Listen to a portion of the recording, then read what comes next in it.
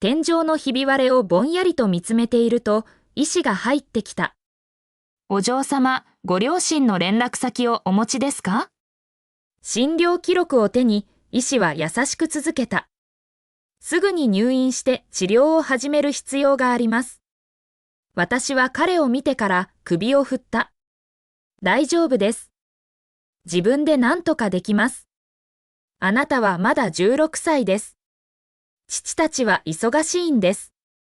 それは作り上げた言い訳ではなかった。最初の父は医学界の偉大な一人。二人目の父はテアラで一番の富豪。三人目の父は受賞歴のある俳優。私の先生たちでさえ、いつも彼らのアシスタントにしか連絡が取れない。医師は眉を潜め、口を開いたが、重いため息をつくだけだった。せめてものこととして、処方された薬は必ず飲んでください。最後の時の痛みを和らげることができます。私はうなずき、薬の入った袋を受け取った。病院の扉を出ると、まばゆい日光に目を細めた。人々は忙しい通りを慌ただしく行き交い、目的地に何か重要な用事が待っているかのように、目的を持って歩いていた。私に残された時間は、あと3日だけ。その後は死んでいる。もうエリン・ソーヤーと彼女の嘘に対処する必要も、3人の父たちの疑念や罰に直面する必要もない。一度は彼らから離れようと思ったが、彼らを置いていくことはできなかった。彼らは私を育て、小さな王女のように扱ってくれた。あの温かさと別れられなかった。今は去るかとどまるかを決める必要もない。なぜかその考えに安堵さえ覚えた。ポケットの中で携帯電話が振動した。執事からのメッセージだった。お嬢様、ご主人様方が本日お戻りです。帰宅され次第、書斎までお越しくださるようお伝えください。そのメッセージを読んで胸が高鳴った。父たちが3人とも同時に家にいる。そんなことは久しくなかった。エリンが来てからというもの、彼女が実質的に父たちの注意力と時間のすべてを独占していた。最初の父は彼女の献身に付き添い、2人目の父は様々なガラパーティーに連れて行き、3人目の父は演技のコツを教えていた。しかし、彼らが私を書斎に呼びつけるのは、罰を与える必要がある時だけだった。携帯電話を握りしめ、待っているタクシーへとゆっくり歩いていった。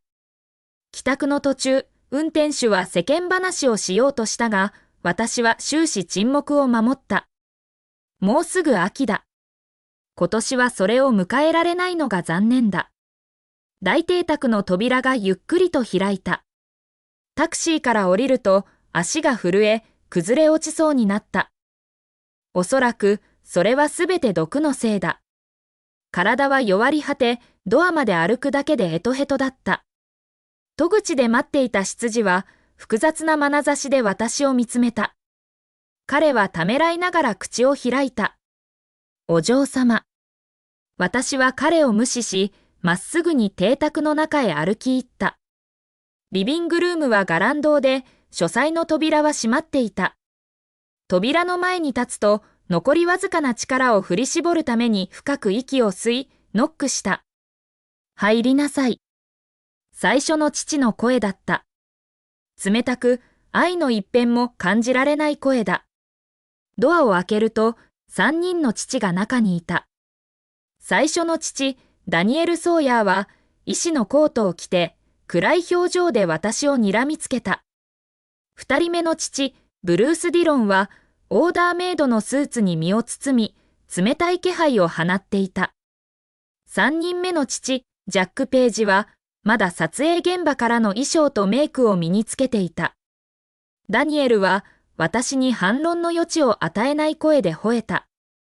説明しなさい。私は呆然とした。何の？ジャックは嘲笑した。エリンが昨夜あなたがあげたお菓子が原因で食中毒で入院した。医者の話では強い下剤の反応が出たそうだ。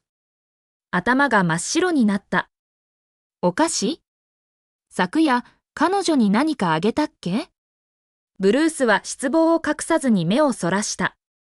エイプリル、私たちはいつもあなたに優しさを持つように教えてきた。どうしてエリンにそんなことができたんだ？指が手のひらに食い込んだ。私じゃありません。ダニエルは机を両手で叩き、部屋全体を揺るがした。よくも口答えするな。執事があなたがエリンの部屋のドアにお菓子の箱を置くのを見ている。もうほとんど叫んでいた。私じゃない。ブルースはこれ以上私が話すのをやめ、もはや失望を隠そうとしなかった。もういい。エイプリル、あなたには本当がっかりした。エリンはあなたにそんなによくしているのに。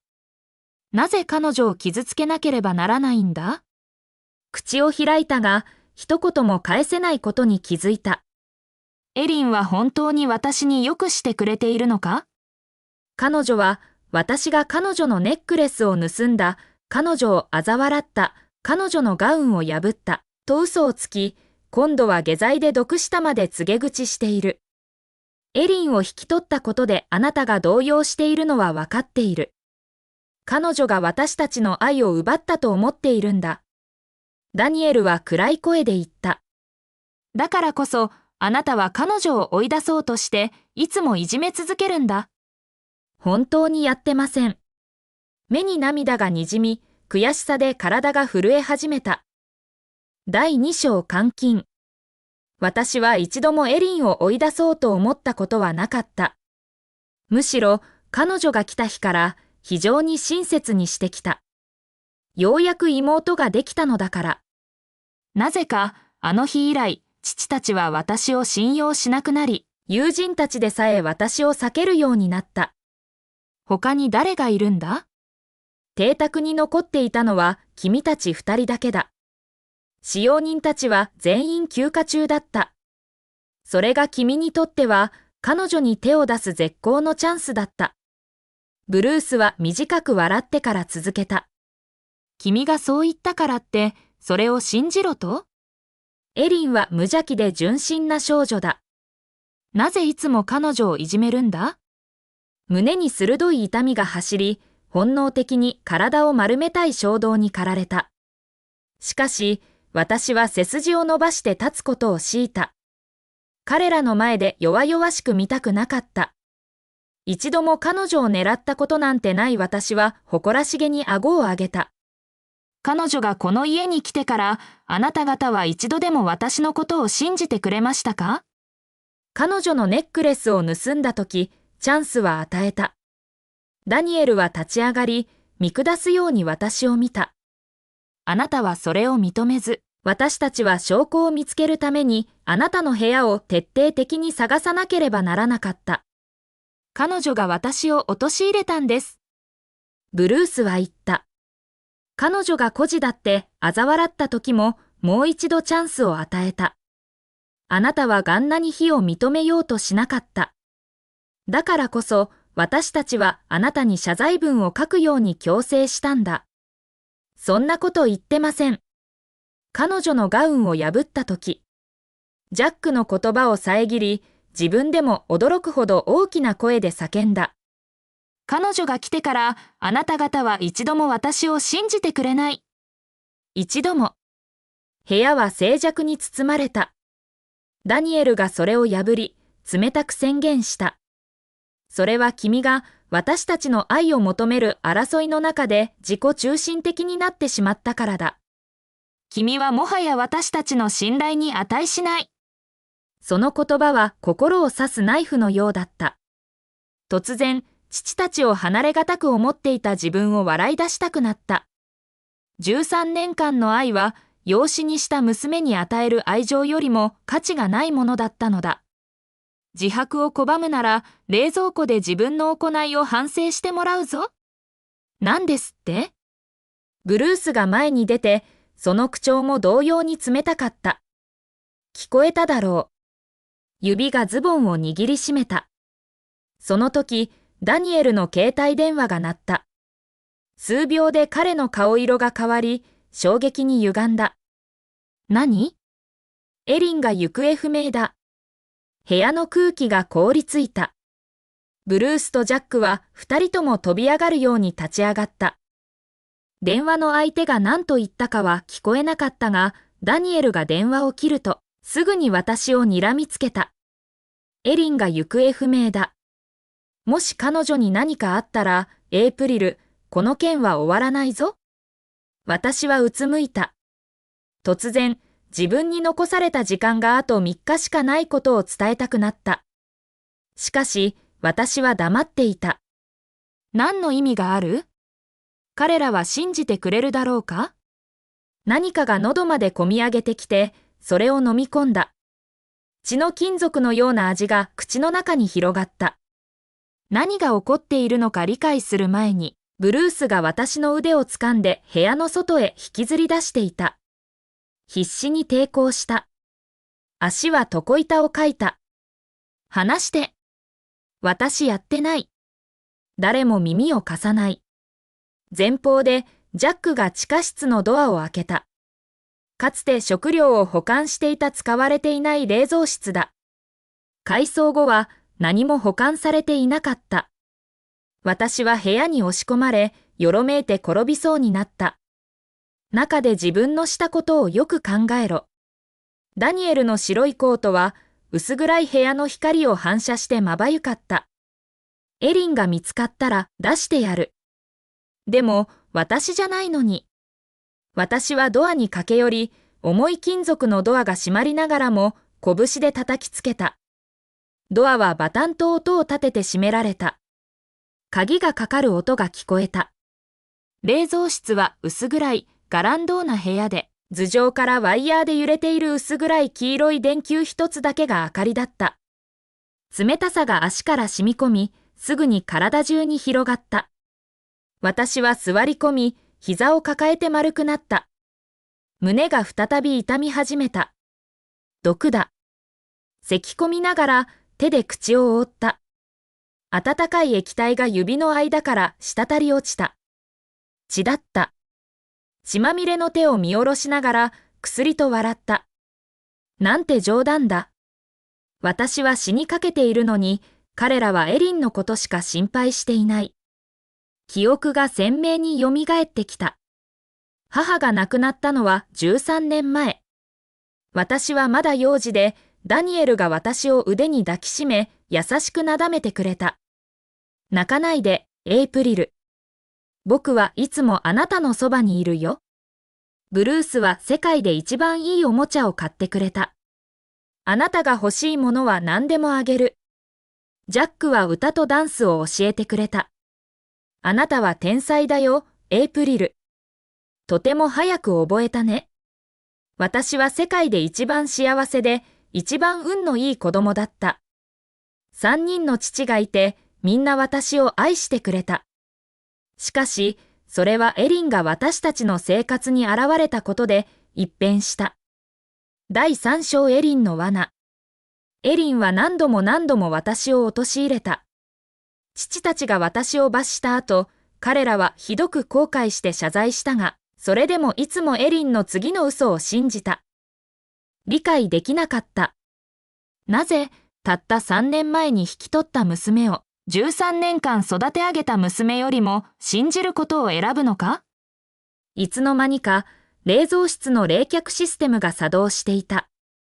温度は下がり続ける。体が震え、ガタガタと震え始めた。手足はしびれていた。見上げて薄暗い電球を見つめた。視界が揺らめいた。その時、ドアが開いた。父たちかと思った。代わりにエリンが入ってきた。純白のドレスを着て、背中に広がった髪を垂らし、優しい微笑みを浮かべて私を見ている。大丈夫、エイプリル？彼女の声はとても柔らかく天使のようだった。しかし、その言葉に潜む悪意を聞き取ることができた。話すとき、声はかすれていて、自分で何を言っているのかほとんどわからないほどだった。あなた。彼女は私の前にひざまずいた。もちろん、私よ。エイプリル、私が本当に行方不明になったと思ったの？彼女は笑った。その笑顔は、薄暗い電球の光の下で不気味に広がった。彼女は手を伸ばし、私の方に張り付いた一棒の紙をつまんだ。最初から全部仕組んでいたの。自分のお菓子に毒を入れて食べたの。医者は賄賂をもらって食中毒だというようにした。誘拐も自分で手配したの。なぜ？彼女は立ち上がり、高みから私を見下した。